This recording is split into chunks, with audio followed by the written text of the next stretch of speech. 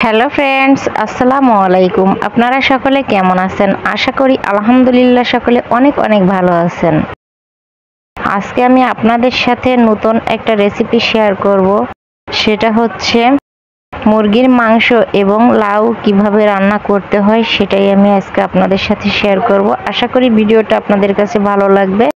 ভালো লাগলে অবশ্যই ভিডিওতে লাইক দিতে ভুলবেন না এবং সম্পূর্ণ ভিডিওটা দেখার অনুরোধ রইল।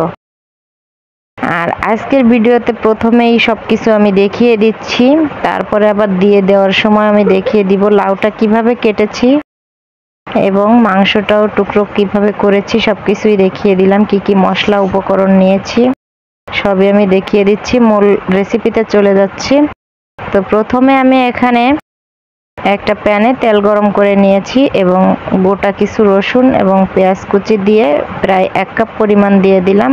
সাথে দিয়ে দিচ্ছি তেজপাতা, এলাচ, দারুচিনি এবং গোলমরিচ বা লং, যেটাই বলেন।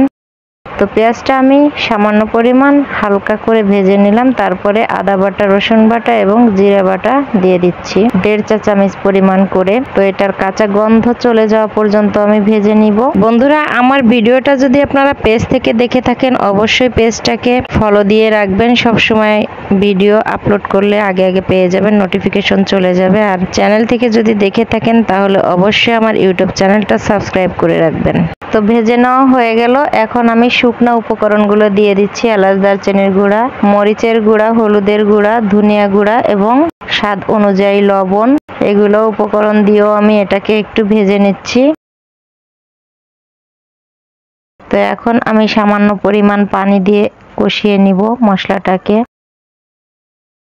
মশলার উপরে তেল ভেসে না আসা পর্যন্ত এটাকে কষানো হবে। তো আশা করি বন্ধুরা এই ভিডিওটা আপনাদের কাছে অনেক ভালো লাগবে এবং আপনারা খেয়েছেন কিনা একবার এভাবে রান্না করে খেয়ে দেখবেন। খুবই ভালো একটা রেসিপি। তো দেখেন মশলার উপরে তেল ভেসে এসেছে। এখন আমি এই পর্যায়ে মাংসটা দিয়ে দিব। মাংসটা আমি ভালোভাবে কেটে দিয়ে রেখে দিয়েছি, পানি ঝরিয়ে নিয়েছি।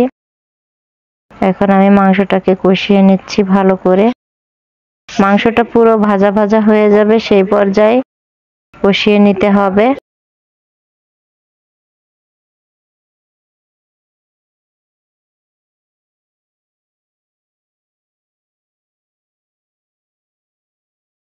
তো এখন আমি কিছুক্ষণের জন্য ঢেকে দিচ্ছি।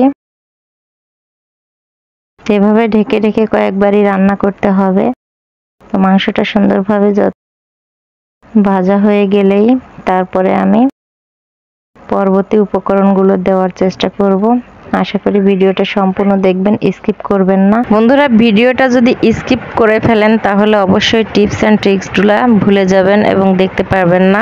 আশা করি ভিডিওটা সম্পূর্ণ দেখবেন এবং আমার আজকের রেসিপিটা অবশ্যই আপনারা বাসাতে ট্রাই করবেন। ছোট বড় সকলের খুবই পছন্দের একটা রেসিপি তৈরি করলাম। তো আবারও ঢেকে দিলাম 4-5 মিনিটের জন্য। তো দেখেন এবার মাংসটা আমার সুন্দরভাবে কষিয়ে নেওয়া হয়ে গিয়েছে।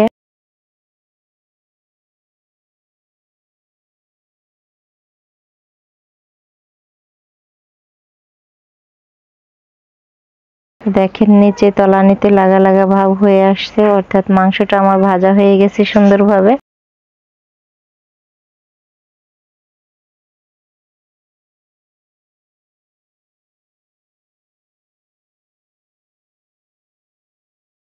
এখন আমি দিয়ে দিব লাউটা, যে টুকরো করে রেখেছি একটু মোটা সাইজ করে কেটে নেবেন, কারণ মাংসতে দেওয়ার জন্য আলু যেরকম আমরা কেটে থাকি ওরকম করে কেটে দিয়ে পানি ঝরিয়ে রেখেছি। এখন আমি মিশিয়ে নিচ্ছি।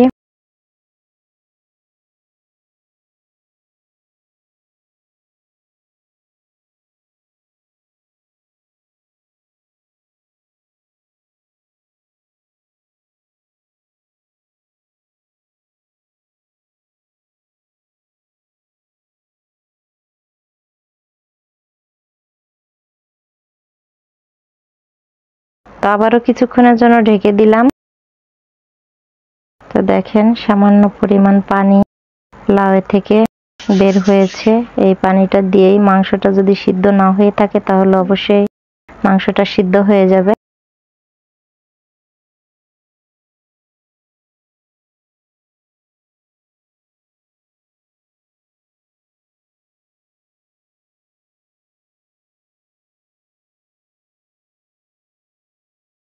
তো আরো একবার ঢেকে দিলাম।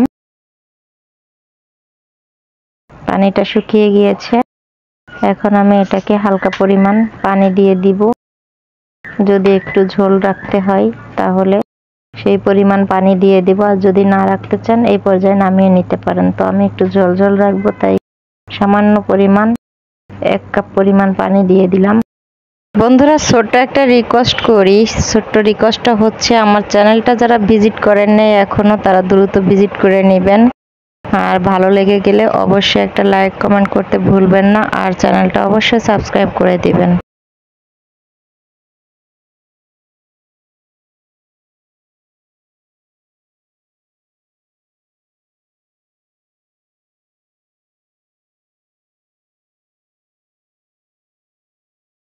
তো দেখেন রান্নাটা কমপ্লিট হয়ে গেল। এই পর্যায়ে আমরা এটাকে বিলাতি ধনেপাতা বলি, সেটা দিয়ে দিচ্ছি।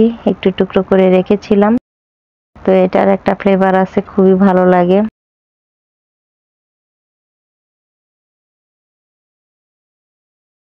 খুবই পছন্দের একটা তরকারি রান্না করে ফেললাম। এভাবে আপনারা অবশ্যই রান্না করে খেয়ে দেখবেন, খুবই ভালো লাগবে। তো এখন আমি নামিয়ে নিব।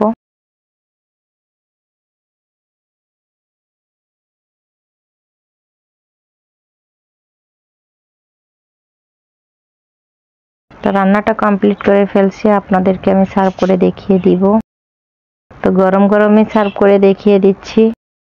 তো আপনাদের কাছে বন্ধুরা কেমন লাগলো ভিডিওটা অবশ্যই লাইক কমেন্ট করতে ভুলবেন না। আর আমার চ্যানেলটা যারা ভিজিট করেননি তারা দ্রুত ভিজিট করে অবশ্যই চ্যানেলটা সাবস্ক্রাইব করে দিবেন।